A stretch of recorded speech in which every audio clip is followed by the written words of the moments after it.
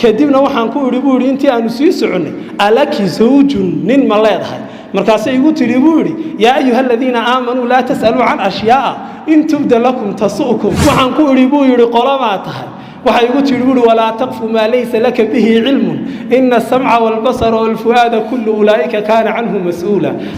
muddo 40 sano ah ayay tiri hadal waa iga xaaraan in aan quraanka ku hadlo mooyee shanigeeguna waaba sida markaasaan idhi buu daalika fadlullaahi yuutihi man yashaa'u wallahu dhul fadli al'azim shihabuddin al-abshihi imaamkii la oran jiray madii qarnigii 8aad kamid ahaa ayaa kitaabkiisa al-mustadraf fi kulli fannin mustadraf waxa uu ku sheegay qisada cajabta badan wuxuu yiri imaamkii weynaaye Abdullah ibn al-Mubarak ahaa ayaa wuxuu yiri kharajtu hajjan ila bayti Allahi al-haram wa ziyarati qabri an-nabiy sallallahu alayhi wa sallam sanadada kamida ayaan u baxay buu yiri inaan soo xajiyo nabi Muhammad sallallahu alayhi wa sallam dariixiisana aan soo booqdo aniga oo dariiqa ku sii jira buu yiri ayaa waxaan arkay amin daraar ah gabadh weyn oo islaana waan ku weecday buu yiri waa dariiqii ayay meel kamida joogtaa markaasaa waan salaamay buu yiri waxaan ku yiri assalaamu calaykum wa rahmatullaahi wa barakaatuh waxay igu jawaabtay aayad quraana ayay salaantii kaga celisay salaamun qawlan min rabbin rahiim bayt waxaan ku yiri buu yiri halkan maxaad ka qabanaysaa waxay igu jawaabtay aayad kale oo subhanalladhi asra bi'abdihi laylan min almasjid alharam ila almasjid alaqsa waxaan fahmay buu yiri inay u jeedo inay ka timid xaramkii Makka oo ay cibaadadii soo gudatay ay u socoto inay gurigeedii ku noqoto oo Baytul Maqdis iyo halka iyo Qudus iyo Falastiin ilaahay Qudus hayno xoreeyo aamin dhaha cadawga yahuuda ilaahay ka qabtay aamin dhaha muslimiinta ilaahay u soo celiyo aamin dhaha muslimiinta reer Falastiin ilaahay cisi iyo awood ilaahay ha siiyo aamin dhaha al-Faatiha halkeebaad cunto ka heshaa min ayna ta'amuki ma arko cunto aad wadatidee cuntadaadu waa maxay halkeed ka heshaa waxay soo qaadatay aayadii quraanka ahayd ee nabiyullaahi ibraahim uu ku sheegayay cida quudisa waraabisa walladhi huwa yut'imuni wa yasqin waxaan ku iri buu yiri cuntaan hayaaye wax ma ku siiya waxay tiri buu yiri thumma atimmu as-siyama ila al-layl inay sooman tahay baan gartay buu maxaad ku weysaysataa wax biya agtaada kuma arko eeriyada nabiga kama dhaweebaan iri buu yiri walam tajidu ma'an fatayammamu sa'iidan tayyiban bay igu tiri buu inay gabagabaysato oo ay ciida ku gabagabaysato ayaa aan dareemay buu waxaan ku iri buu yiri waad sooman tahay waqtiga safarkana ilaahay wuxuu inoo ruqseeyo inoo baneeyay inaynu soonka iska dayn karno maxaad la soontay safar baabad ku jirtaay waxay igu tiri buu wa an tasuumu khayrun lakum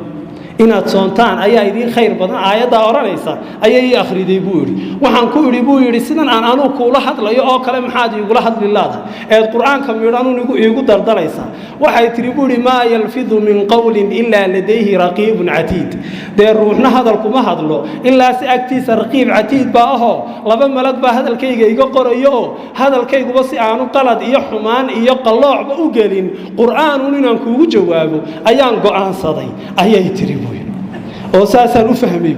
waxaan ku iri buu yiri qolama tahay waxay igu tiri buu wala taqfu ma laysa laka bihi ilmun inna as-sam'a wal basara wal fu'ada kullu ulaa'ika kana anhu mas'uula harraa'ino hadaba gelin wax aanad ogaal u lahayn oo cilmi u lahayn maqalka araga iyo qalbigaba waa lagu weydiinayaa qiyaamaha su'aashaasi su'aal fiican ma ahe ka weecayaan markaas uu yiri waan khaldamay iska kaysaam markaas ay akhriday buu aayadii nabi Yuusuf وولاله كيري لا تثريب عليكم اليوم يغفر الله لكم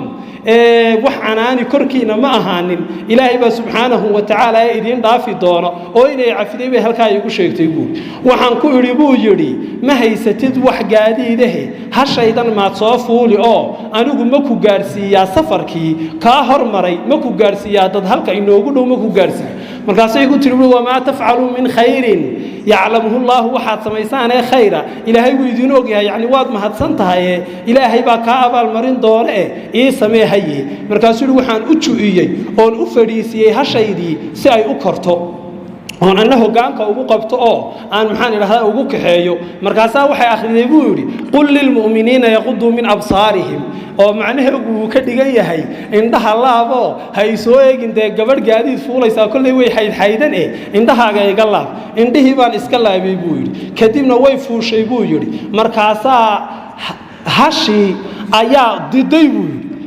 oo haraatiday oo marada ka jeexday markaas halkaynu inagu kan idhaahno ama aynu ka qoomamoono ayaa waxay tiri wama asaabakum min musiibatin fabima kasabat aydiikum waxa idinku dhaca oo musiiba waxa aad gacmihiinu ay galabsadeen ayay idinku dhacay yani kullay dambi horan galay uun bay hashaasi haraatiday ayay ka wadaa waxaan ku iri buu yiri yarsu aan hasha ku dabroon ku qabtay waxay igu tiri fafahamnaha sulaymaana yani waad fahantay muraadkaygii haye waad mahadsantahay hasha dabar bay ka wadaa hashi baan dabray buu yiri way kortay buu yiri subhana alladhi sakhara lana hada aayadii lagu korayay gaadiidka ayaa ay akhriday buu yiri kadibna hogaankaan u qabtay buu yiri waan yar dheereeyay buu yiri kolkii aan hasha ku waday markaas ay akhriday buu yiri waqsid fi mashika waqdud min sawtika yani aayar soco qayladana joojiyo aayar hadal ayay ka wadaa buu yiri kadibna waan socday buu yiri hasha waxa loo qaadaa hees baan u qaaday heestii geela loo qaadi jirayo gabay baan daldalay